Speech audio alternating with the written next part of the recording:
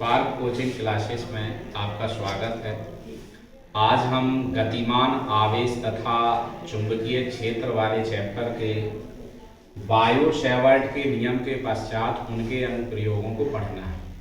उसमें से आपकी एक नई हेडिंग है, धारावाही वृत्ताकार लूप अथवा कुंडली के केंद्र पर चुंबकीय क्षेत्र। इस पे आप ये समझिए कि हम एक तार लेंगे और उस तार को मोड़ करके वृत्ताकार लूप बनाएंगे, जिसके लिए आपको भाषा ये लिखनी है, ये आप समझिए ऐसा तार होगा, फिर उसको मोड़ करके बनाएंगे। तो उसकी भाषा हम लिखेंगे, माना कि एक तार ए मीटर स्मॉल ए मीटर की त्रिज्या के वृत्ताकार लूप के रूप में मुड़ा हुआ है तथा उसमें स्मॉल आई एम्पियर की धारा प्रवाहित हो रही है। लूप के केंद्र O पर चुंबकीय क्षेत्र ज्ञात करना है, पहला पैराग्राफ हो जाएगा।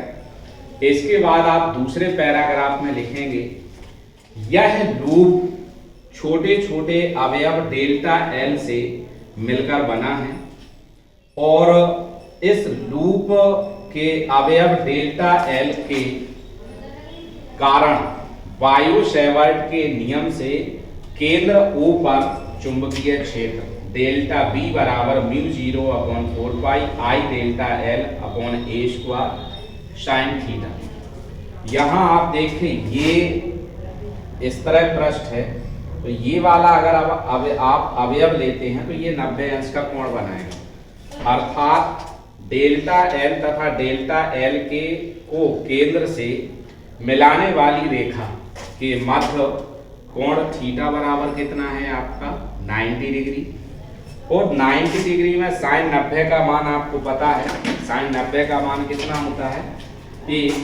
तो यहाँ हम लिख देंगे, चूंकि साइन 90 बराबर 1 तो वैल्यू क्या आ जाएगी μ0 upon 4 pi I delta L upon small a square.